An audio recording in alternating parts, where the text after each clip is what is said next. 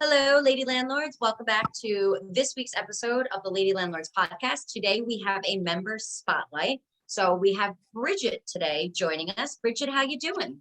Hi, good. How are you doing? I'm good.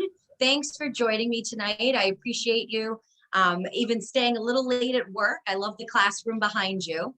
I would love if you could just start off by sharing a little bit with the ladies of the group, just a little bit about yourself. Okay. Well, I grew up in the Chicago suburbs, basically, and about 23, got married and started buying houses at 24. So we bought the first house, lived in it just under a year after rehabbing it, and moved on to the next. So we continued to do this for several years until we had kids. So that's very early when you bought that first property. Yeah. So I waited 5 years to have kids. And then once my second child was sucking on bottles and my kitchen was completely empty, there was no cabinets, no kitchen sink, just a dishwasher right there, holding big bottles. I was like, yeah, I think it's time to stop for a little while. So we did that. My first child had a birth defect with a short limb lengthening. So about every other year you had to have a surgery. So down quite a bit. Yeah. So it was a tough time every other year, and it was a year's worth of rehabilitation after each surgery. So it wasn't once and done and you're better. It was like a full year of difficult physical therapy. So now he's 24. And his legs are just about half an inch off of even. Wow. My youngest is 19. So, well, let's see. Yeah, I guess he just turned 20 already. Okay, creeping up on me. But they're really good kids. They're both in college still. Hope that one would be done and one wouldn't, but that's okay.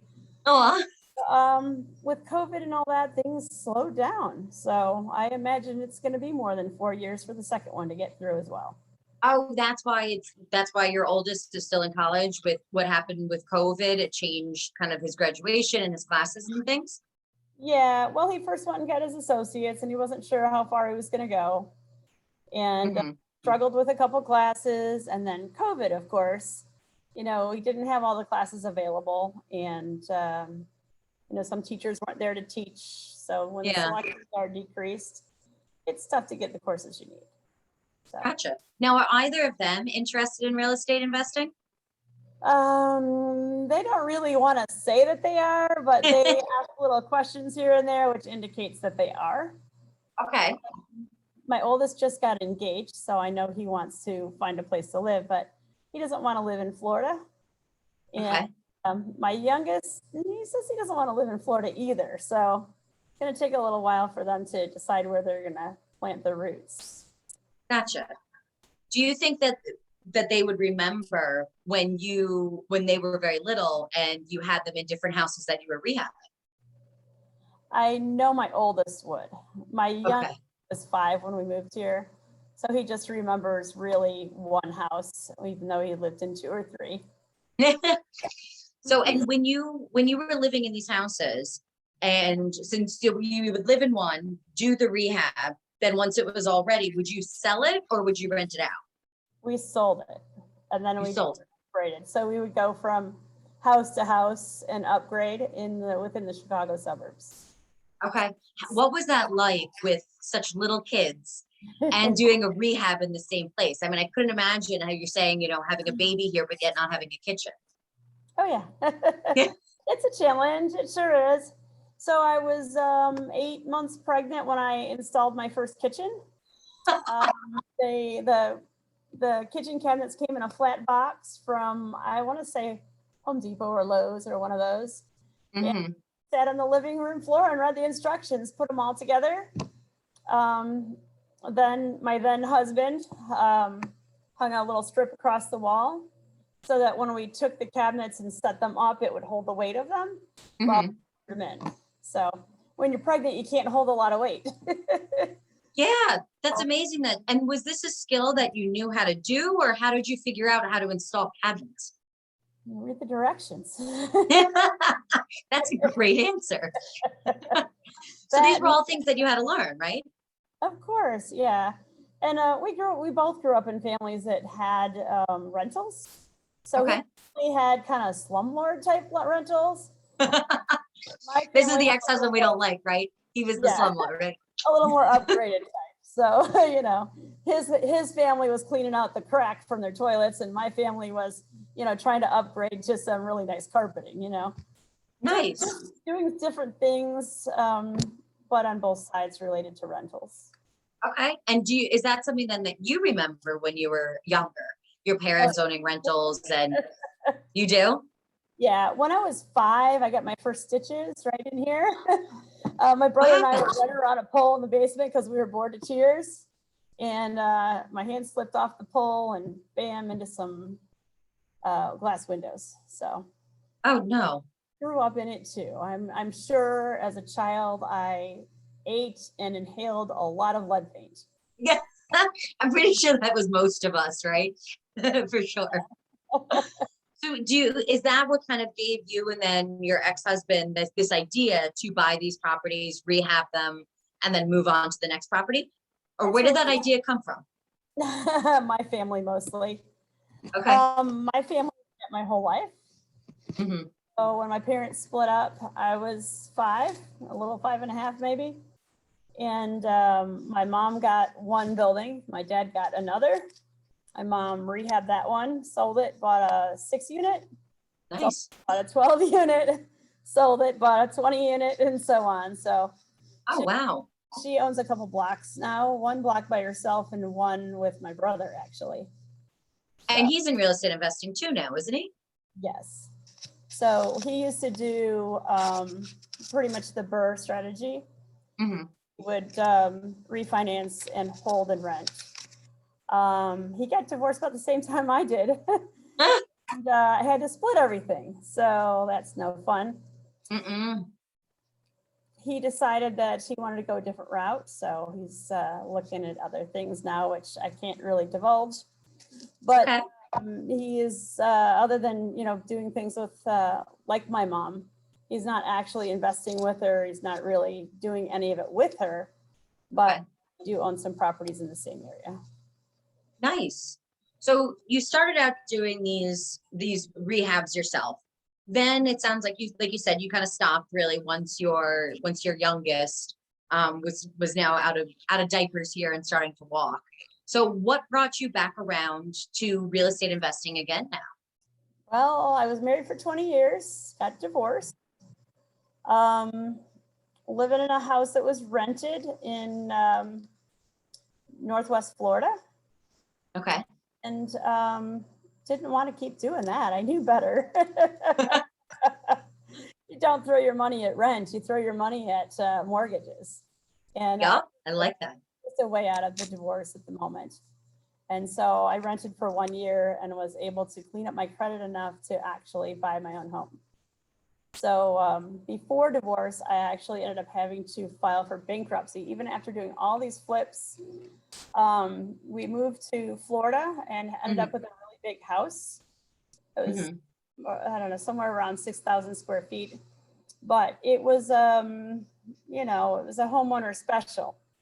So we built the house, and my ex insisted that, he wanted to build this house, but it was more of a very mediocre grade house and compared to the other houses in the neighborhood. So it really didn't sell quickly. And the reason it was like that was that my son was doing another, surgery. And we decided to put an indoor pool in it so that he could do his physical therapy. So he needed water therapy for every one of these limb lengthenings. He was wearing external fixator. So basically it's, if this were the leg, there'd be these little pins sticking out of it, and then they're going into the flesh, and they're very mechanical. Okay. No choice but to do physical therapy. And then once again, it sounds like the water physical therapy was the best option for him to also Absolutely. when he was at home. to be able to kind of follow through with everything. Yeah, we'd spend hours in the pool. Wow. Yeah. Okay. So then you had that house. So then what ended up leading to the bankruptcy from that house? Well, basically moving here and working on rehabs here. His family had purchased the condo and our job was to do the rehab to get our portion of it. And Okay. did that. But it just spiraled. It spiraled because we never actually sold the house. And that was the biggest problem. It was just a financial burden. When the market crashed, it was a nightmare. So, oh, that's true. You're talking back like 2008. yeah, yeah. So that was pretty tough. Yeah. Renting it, we rented the mother-in-law suite, we rented the upstairs, but we just couldn't make enough revenue off of it. And couldn't sell it. So the funny thing is, we decided to refinance it a couple of years before that. And it's really odd. My ex ended up with the entire mortgage for that house before it went into foreclosure. So It ended up in his name? Yeah, I kind of lucked out on that one. It ended up in, I didn't get the bankruptcy or the foreclosure on my record. So there you go. That's what, see, that is kind of some good luck. And it was only because you refinanced. Because before the house was in your name, but when you refinanced, your name came off and then it was just in his. Yeah, every house and then before that was in just my name, and that house was in just my name. But then I had taken the year off to tile and hang cabinets and crap in Florida. So then I didn't have that year's worth of history to get the financing, and it just worked out. That worked out really well. That's better than anything you could have actually planned. That was some really good luck that you had there, Bridgette. Absolutely. So that house ended up getting foreclosed on. Where did you go next? So we stayed in the place that we were rehabbing in Pensacola Beach. Okay. And continued rehabbing that until we were working full time. Went back to teaching. Mm-hmm.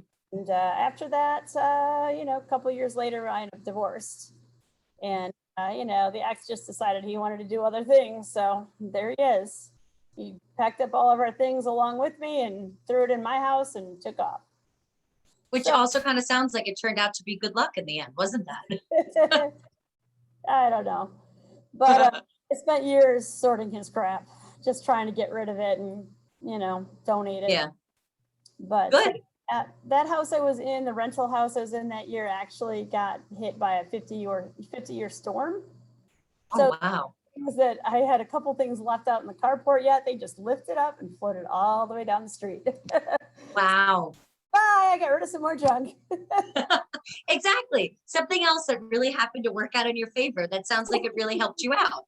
Who would have ever guessed, right? Christmas memories, yeah. Oh, that was also Christmas? Yeah, there was a bin or two of Christmas, but my neighbor was trying to figure out why he kept coming across Christmas ornaments in his living room floor after the flood. So, I had to explain the kids made those. Yeah. Aw. All right. So then so now I know that you own property and short-term rentals still in Florida, and then you also have properties back in Chicago. So how did you end up moving forward and acquiring those? Where did you start? I spent almost the entire year of that rental looking for a place to buy. Okay. And with the 50-year flood that happened, they had eliminated a good percentage of the area that I live in. So really there's Pensacola up above, there's Pensacola Beach down below, and I live in a little area in between. Okay. It's just a long peninsula. And I'm like, okay, I'm not going to live on this side. I'm going to live on this side. And the entire middle is the area that flooded. So, okay, now I have this rim here. And if I go to this rim, I have to pay hurricane insurance. So I'm not going there. So Smart.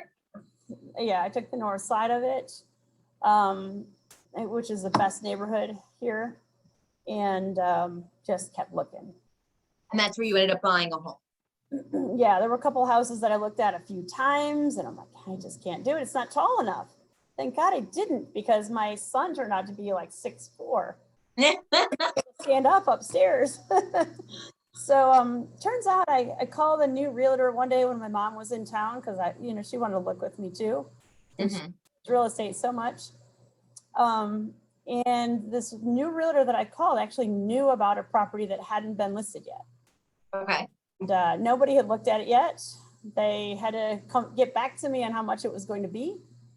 And that was the one I ended up buying. What appealed to you about this property so much? Every property in the community that I looked at had been like added onto, had additional modifications, and they were all weak in some way. Like they were, collapsing or slanted or leaking. Okay, either that or their bathrooms were wall to wall, pink and lime green tile. And here they just don't put a little bit of tile around the tub. They go to the ceiling or like 3/4 way up, and all the way around you've got pink or what is that, mint green tile. Combination of both.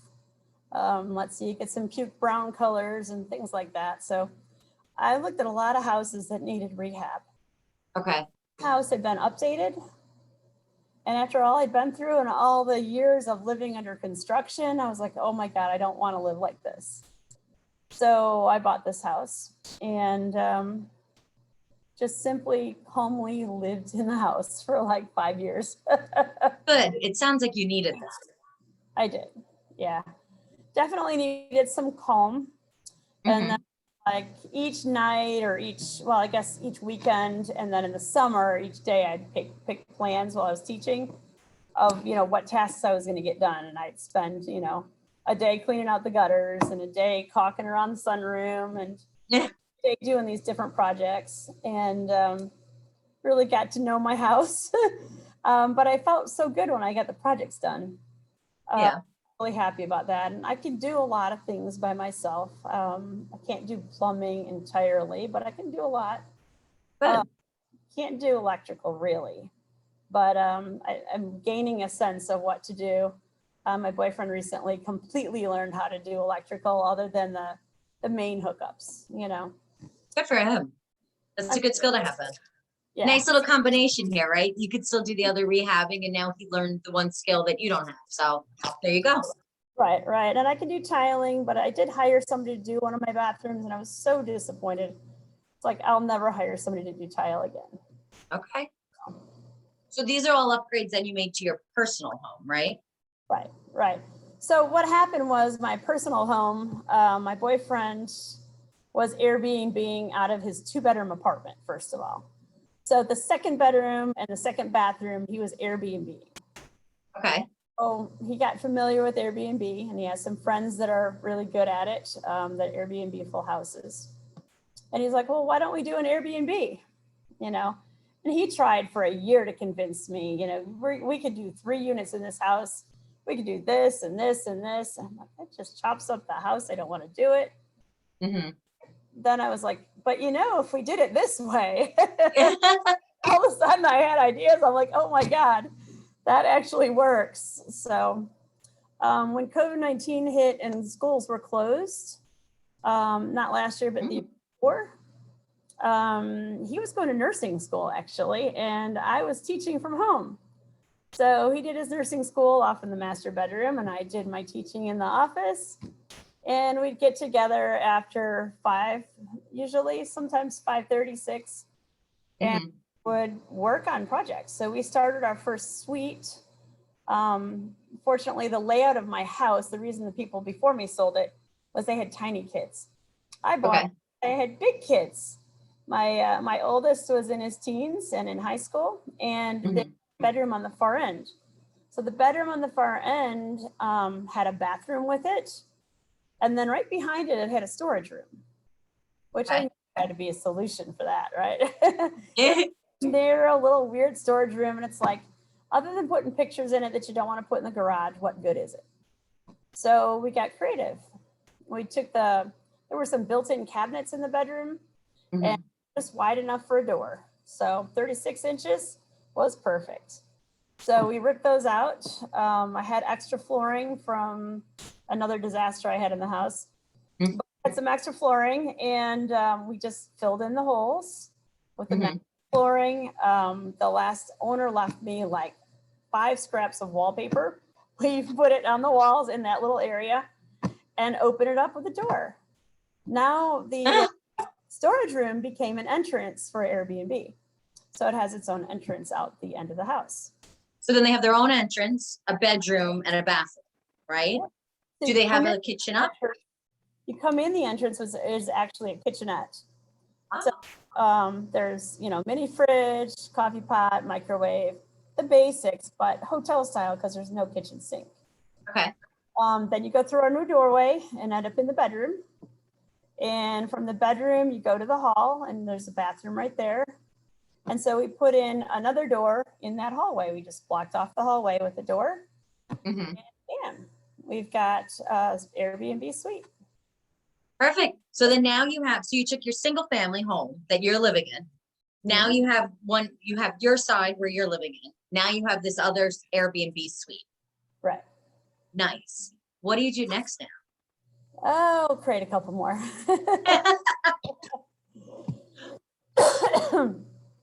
It was a good year. It was pretty interesting. Boyfriend tried to convince me that, we needed to do more. We could live off of this and, easily rent it. And I don't want to do that. And, I was planning on going away to work with my mom in the summer. My mom has many rental units and needs help, especially when her employees take off for vacation and, things in the summer. So I had gone a couple times to go help her, took my youngest son with me, and we just did work there. We did anything from yard work to office work, showing apartments and running errands. So between the two of us, we helped out quite a bit, but we also learned a lot. My son, at 19 was changing electrical outlets and he'd never done that before. So I consider that a win. Exactly. Same kind of thing like what you're talking about when you had to first learn those cabinets that, you had to start from somewhere, right? So now this kind of gave him that exposure and taught him some of these things and almost kind of sharing that family business a little bit here, kind of planting that seed for him maybe. Yeah. So he got to work with actually the maintenance guys there who taught him how to do stuff. And they weren't really very happy about it to start. Like, oh, we got to babysit the owner's grandson. Oh no. And they're like ticked off until they realized he's actually really bright. Yeah. And that he can actually be a set of extra hands rather than a hindrance. Not only is he really bright, he's very tall and very strong. He's a football player. So good. That helped a lot. Okay. So then is that when you ended up looking at some of the different condos that you have in Chicago? Yeah, actually, I showed some of the units that I purchased from. You're kidding. So right now that one of the tenants that I rented to last summer is actually moving out this month. So I actually know who it is and, what it looked like when they moved in and everything. So yeah, I actually have pictures on my hard drive somewhere. Oh, good. Yeah. So now how many units do you have in Chicago? I have 4 units now. I had 3 last year, but I took all of the money, all the profit that I had in the first 3 and turned it into the 4th. So really all I had to do was call my bank and say, can I buy another one with the equity in my first 3? And she said, I don't know, let me see. Called me back and said, yeah, sure. How much? So it worked out great. I think I maybe $350 when I bought the 4th condo. I mean, when you bought the 4th, $350. That was it. Wow. So yeah, it was amazing. I think I paid $200 in FedEx fees. But other than that, not too bad. Now, did they make you like cash out the equity from any of those properties, or they were just willing to use that towards then this 4th condo? It's a small private bank. So yes, they just used it towards the next condo. Exactly. So that's why it's really important to have those relationships with our smaller banks, credit unions, and really find those people that you can work with long-term, it sounds like, right? Yes, it helps to have family who will do a lot of real estate with the same bank. Yeah. The nice thing is you can get whatever deals they get, especially if they know that you're going to be following in their footsteps later. So, Yeah. my mom just turned 80 and I want to say 80, 79 or 80. I'm losing track now. But yeah, so they know that my brother and I will be the ones that follow. And they want to make sure that they keep us in the same bank. Exactly. They want to keep your business. So once again, they're willing to kind of work with you on these different things. But once again, that's why those relationships are so important in this business. That's what gave you access to some of these kind of off the market properties. This is what kind of once again gets you a little bit better deals in financing, gets you some options that might not be available everywhere else. Absolutely. So that's Even fantastic. the title company. Yeah. The company gives you the family discount, so it helps a lot. Exactly. And even for somebody that's just starting out, you still have to start these relationships somewhere. But if you can continue, if you find somebody good to use, stay loyal, keep using them, because that will lead to better terms, better deals, and more opportunities now down the line. Because that was exactly where your mom had to start, right? She didn't have this portfolio when she was born. This was something that she kind of had to grow and build those relationships herself. Yeah, it helps. She started working in the bank. She got her first loan at, but definitely. That's so cool. I love hearing when like women, talking somebody that's 80 years old, hearing about like a woman that had like a career so many years ago. I always just think that's so cool. So kudos to your mom. Years ago, she still works full time every day. Just in the property, just in her real estate business or in somewhere else? Yeah, so that's she so has cool. Her own office and her own employees and her own files of everything. And she's old style. Everything is on paper. So that's tough. So yeah. Life is going to be, at some point, converting all that to digital. But I'm working on, learning to use those tools myself on my own properties. Exactly. And if you're going to systemize all of hers, you might as well do the same thing with yours. Well, yeah, hopefully mine's going to start first and I'll get the hang of it before I end up with any of those. Exactly. No. Hopefully so. Yeah. So now you have those 4 condos in Chicago. You now have your single family home, which now has this Airbnb unit in it. What do you do next back down in Florida? Well, when I came back from Illinois, I had rented my house out on Airbnb, the whole house. Smart. I did that while I was in Illinois. Why not? Mm-hmm. So I came back and my son decided, well, Mom, I'm going to move out. Will you help me move my mattress? And I kept insisting, no, you're not. You're not going to move out. Yeah. Do that because that costs money, Well, he got his dad to fund $350 a month for a shared house with 2 buddies. And so he's like, yeah, help me move the mattress. I'm going now. And oh my God. My friend decided he was doing something else. He was off somewhere. I'm like, well, I left the house listed on Airbnb. Mm-hmm. And this is where, you have to inquire and ask and all that rather than just pre-book, Yeah. So I found somebody who actually wanted to rent my house for a month and a half. And I'm like, well, it's just me and the dog sitting here now. I might as well rent the stupid house. So I did that. And last school year, living in somebody else's Airbnb because I'm like, well, I just want to rent the house.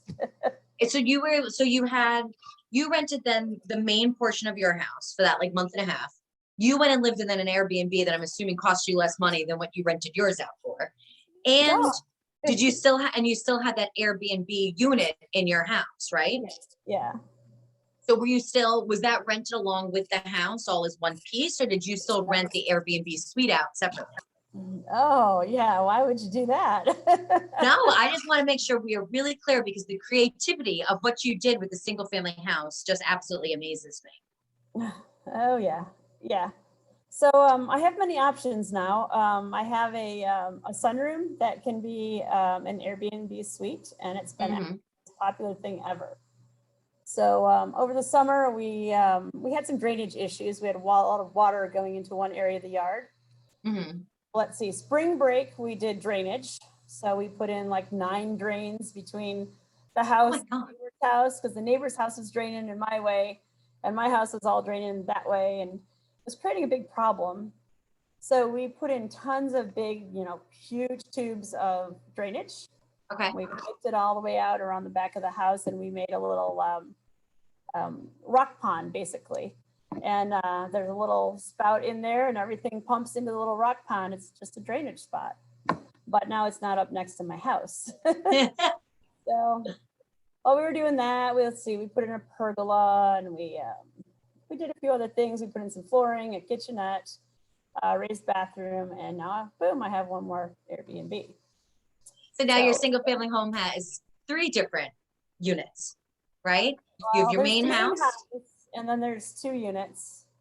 Yep, and then, there's other options too. So we kept going. And so, yes, the boyfriend won. After all that, right? When you weren't sure about that Airbnb, look where you are now. Yeah, so now I can actually do 3 Airbnbs out of my house and still live there comfortably. And still live there. Yeah. So the next step was to turn the master bedroom into an Airbnb. So when I go in my master bedroom, it's like the biggest bedroom you've ever seen. And I have this closet that's like the size of maybe a baby's room. Mm-hmm. And the bathroom's bigger than that. So I'm like, okay, we can do this. We just have to do a little rearranging. So we opened that up and put a door on the other side of the closet. Mm-hmm. And so now there's a door on each end of the house.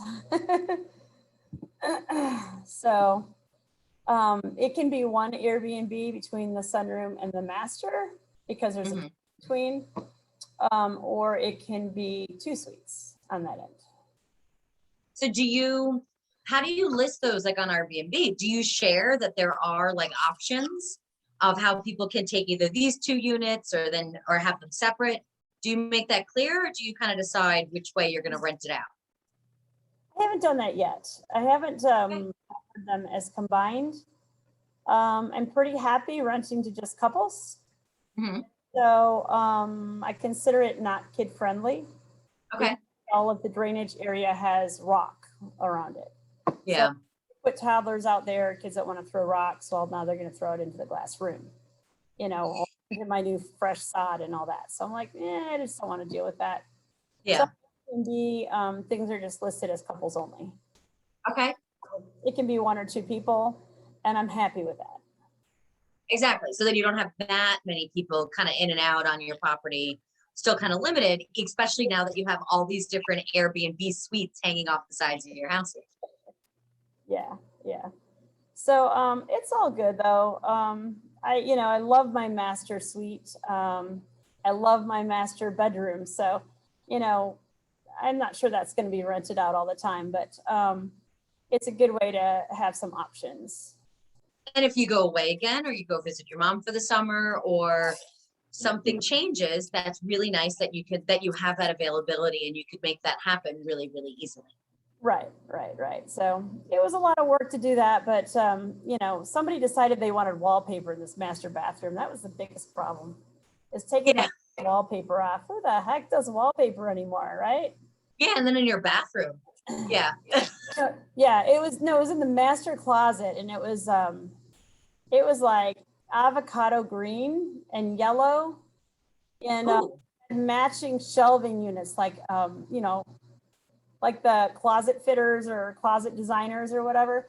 They actually came in and decked out this whole closet. Oh, like, what am I going to do all this avocado closet shelving? But it's really, really worked out. It's just we rearranged the walls a little bit. I've gotten pretty good at drywall. Gotten pretty good at double layering drywall so that it can be soundproof. Mm-hmm. I have a guy who can do double doors so that if you wanted 2 double doors like hotel style, it will help with soundproofing and security as well. Very nice. So yeah, that's the thing with Airbnb is working on soundproofing, and so we're getting better at it quite a bit. I have some areas that are still problems, but like when you put in a really nice Bluetooth speaker in your master bathroom because you're all excited about it and you're living there alone, right? And then you decide you're going to rent off the room on the other side where the noise comes through the underhang of the house, and oh my God, it's so loud. So. Exactly. Well, but it sounds like, once again, you've been able to come up with a solution to fix all of these different problems along the way. So yes, even though you're creating and changing some of these spaces, then there's always, you know, you kind of need to think about putting all those different things into place. Like you said, when you put that sound system in, that wasn't something you were thinking about doing. So now it was, okay, in order to solve this problem, what can we think about and what can we do that's creative? Yeah. So I rented it with that Bluetooth speaker. I love that thing. Have you ever seen the ones at Home Depot? They have a little like blue light on them and they're Bluetooth to your cell phone. Oh yeah. Yeah. They're really quiet. They're actually so quiet that you have to turn the water off in the shower to know that it's running. Yeah. But the guests love it. It's been like the best thing. So now it's like, okay, how do I keep it and still soundproof? So yeah, onto white noisemakers. There you go. See, once again, there's a solution to every problem, right? Yeah, I guess so. So what do you plan on doing next in your real estate investing journey here? Well, you know, maybe you can help me out with some ideas. I'm thinking maybe I do some investing with the equity in my home and move forward with that. So exactly, because so you want to continue to buy more properties, right? oh, definitely. Hopefully buy another house and have another 4 Airbnbs out of it. Exactly, another single family house that we could turn into 4 Airbnbs. So yeah, that's so great. you got to realize I'm, you know, right by the softest, whitest, cleanest sand. Just, you know, don't talk about the hurricanes. Yeah. All right. Well, the only way for me to know about that is I'm just going to have to come down there and stay in one of these Airbnb suites to find that out. Don't I? There you go. Just let me know. Yeah. How far away are you from the beach? It's about 6 minutes or so.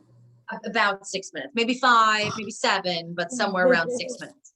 Well, you know, they got rid of the regular toll and now it's toll by plate only, so it goes a little faster. Okay. Oh, that's true. Okay. So that totally changes things. I'm still sold. I think, you know, I love my beaches. And I need to see all of them at all times. So Yeah. sounds like a plan for me. Yeah. So if you could, what would be the best piece of advice that you would give another lady landlord starting out? Just make sure you can afford it. You can afford it. Get going on it. You know, my brother always did his financing by financing so that he was getting enough money out of the financing to do the rehab too.